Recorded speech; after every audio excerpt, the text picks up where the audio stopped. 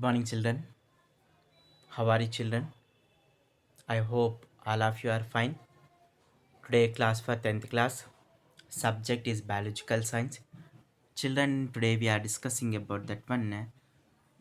In transportation chapter, we are discussing evolution of the transport system. Means nothing but how the circulatory system or transportation system was evolved from unicellular organisms to the multicellular organisms. Today we are discussing about that one, how that transportation system was evolved from unicellular organisms to the multicellular organisms. You know that one, the unicellular organisms are made up of with only single cell or nothing but one cell, and inside the cell we observe that one protoplasm is there. What? Protoplasm is there. And you know that one, normally the protoplasm of the unicellular organism is strongly resembles to the sea. You know that, children, the protoplasm of the unicellular organisms are separated from the seawater by the presence of only one membrane. And in a protoplasm of the unicellular organisms, the transportation occur by the natural currents. So in that one, unicellular organisms such as amoeba, the protoplasm shows what? In unicellular organisms such as amoeba, the protoplasm shows natural currents called as Brownian movements. Okay, the unicellular organisms such as the amoeba shows that some natural movements that are called as Brownian movements. What we call these natural movements? Brownian movements. Okay, the unicellular organism such as the amoeba shows some natural movements, and these natural movements are called as Brownian movements. Because of this natural movements, the nutrients and oxygen are distributed throughout the protoplasms equally.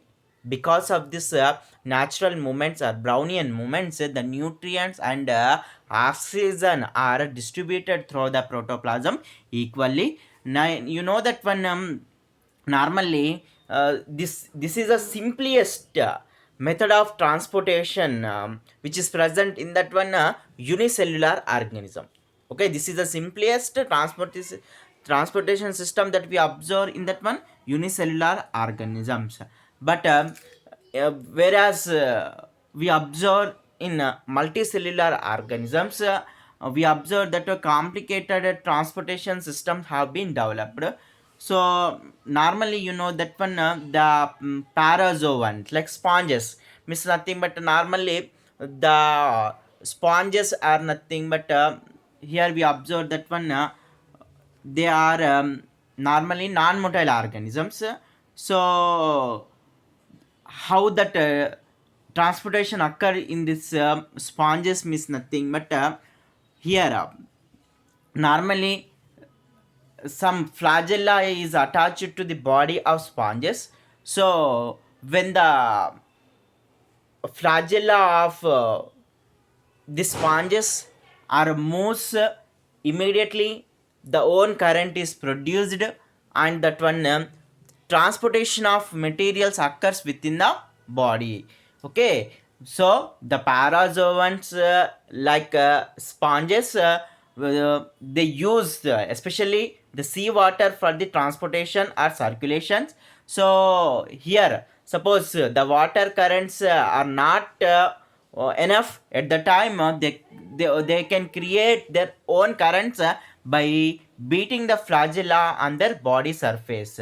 So in this way the circulation takes place in that one sponges. In this way the circulation takes place in that one sponges. And you know that one, children, in that one nidaria organism, in which one?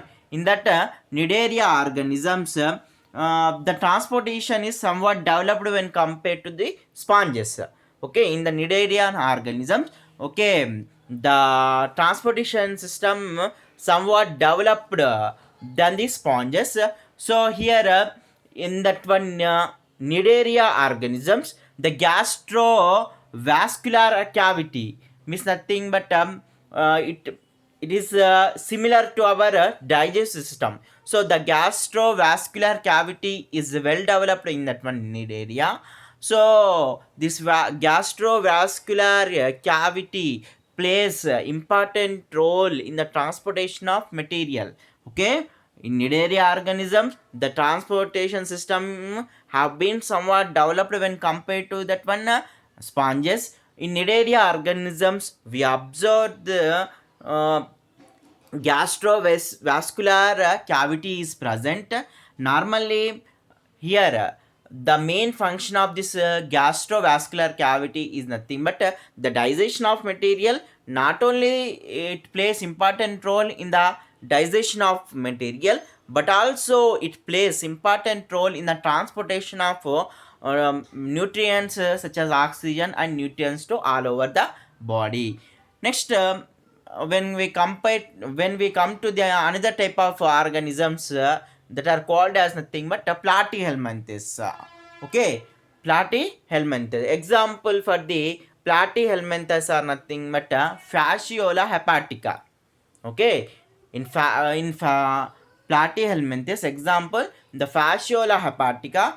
The in these organisms also the digestive system is highly branched. Okay, in these organisms what the digestive system is highly branched, and the branches of this digestive system only supplies the digestive food to all cells directly. So not only that in this Nidaria, sorry, platyhelminthes organisms, the excretory system also developed. It collects the waste materials from each cell. So normally here means in the platyhelminthes organisms, so the entire body is completely occupied by the digestive and the excretory system.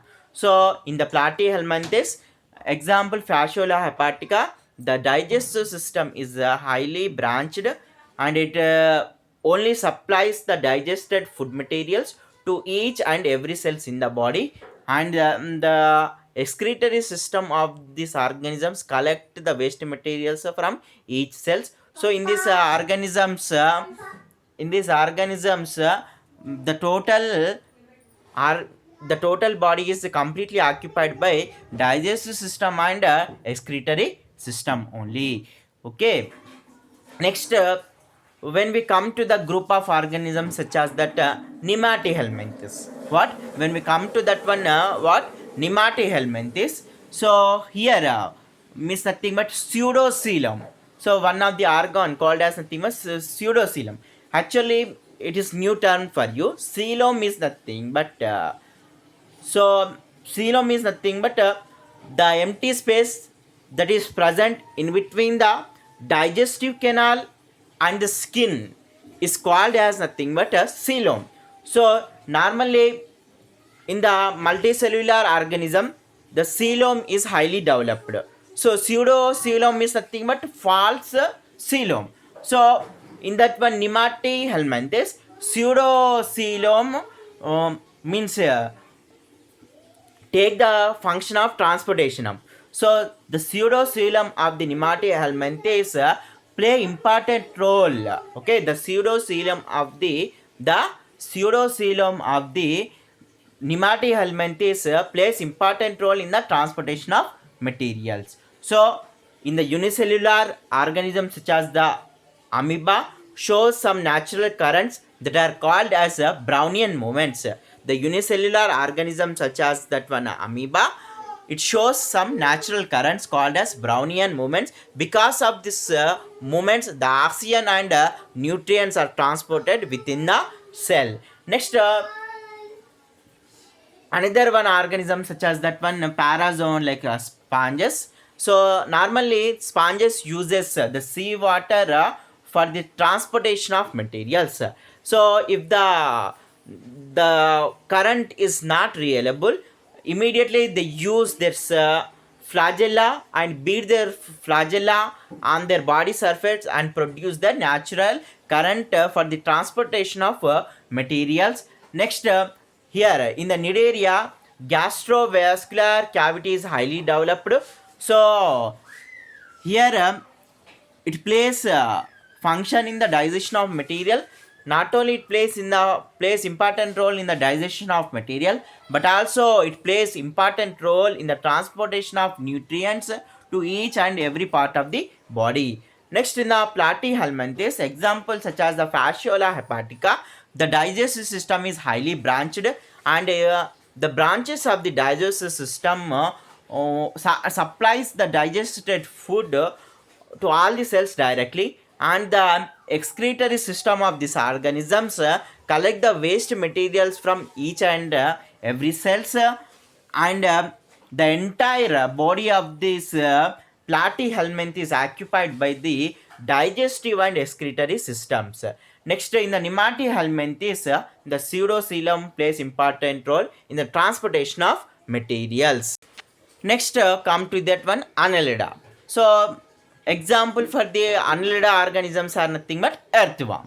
So, here they are the first eucoelomate organisms, means nothing but real organisms. And you observe that one here means first heart-like structures are formed that are called as nothing but pulsatile vessel. What? Pulsatile vessel in the Annelida organisms such as the earthworms means first eucoelom is formed. Okay, the Annelida organism such as earthworm in which the first eucoelom is formed means nothing but in between that one digestive canal and skin empty space is there, and in between them some new organs are formed. So first pulsatile vessel means nothing but heart like structures are formed in these organisms. And here first time the transport, here what we say, the transporting medium blood is present in the Annelida organisms. So nothing but normally in the higher organism we observe that one blood only transport the nutrients and oxygen to each and every part of the body. So in the Annelida organism first time the transporting medium blood is formed, and first time the pulsatile vessel is formed. So here means nothing but actually the developed circulatory system was formed from the Annelida organisms only. Next, when we come to that one arthropoda organisms, here in arthropoda also well developed pulsatile organs means nothing but heart are formed. And you know that one here in arthropoda means organisms, example for the arthropoda organisms are nothing but cockroaches, butterflies, honeybees, and we observe that one mosquitoes, all are grasshopper are examples for that one arthropoda organisms. Okay, so in the arthropoda organisms such as the mosquitoes, butterflies, and honeybees, spider, whatever it may be. So first time the pulsatile organ means nothing but here what, heart. So means well developed structure of heart is formed. Not only that one here the transporting materials are transported through the blood, and you know that one here the blood vessels are completely absent in that one arthropoda organisms, means nothing but in a higher organisms you observe that one arteries and veins. Arteries means in Telugu dhamanulu, and veins means nothing but siradu. So that are present for the transportation of blood to each and every part of the body. But here in the arthropoda organism the blood is directly flooded to the tissues, means nothing but instead of flowing the blood in the blood vessels, so oxygen is directly supplied to the tissues by the respiratory system. Okay, so in the arthropoda organisms the pulsatile organ called as heart, and the this pulsatile organs pumps the blood. Next, normally in higher level of organisms, the blood is transported through the blood vessels, nothing but arteries and veins. But here the blood is not flowing in the blood vessels, and the blood is directly flooded to the what? The blood is directly flooded to the tissues, and the oxygen is directly supplied to the tissues by the respiratory system. Means nothing but in that one arthropoda organisms we observed that the blood supplies only nutrients to the all body parts. Next, oxygen is directly supplied to the body parts by the respiratory system. So here normally the type of transportation system in which the nutrients are directly supplies to the tissues, and the blood is not transported through the blood vessels is called as a open type of circulatory system. This is very very important. In examinations frequently asking what is a open circulatory system and what is closed circulatory system. Okay, the type of circulatory system in which the nutrients are directly supplied to the tissues, and blood is directly flooded to the tissues, and the blood is not transported in the blood vessels. Such type of circulatory system is called as open circulatory system. Example, we observe this open type of means open type of circulatory system in the arthropoda organisms. In which organism? In arthropoda organisms, in some mollusks, and in some lower chordata organisms. Okay, the type of transportation system in which the blood is not transported through the blood vessels and the nutrients are directly supplied to the tissues.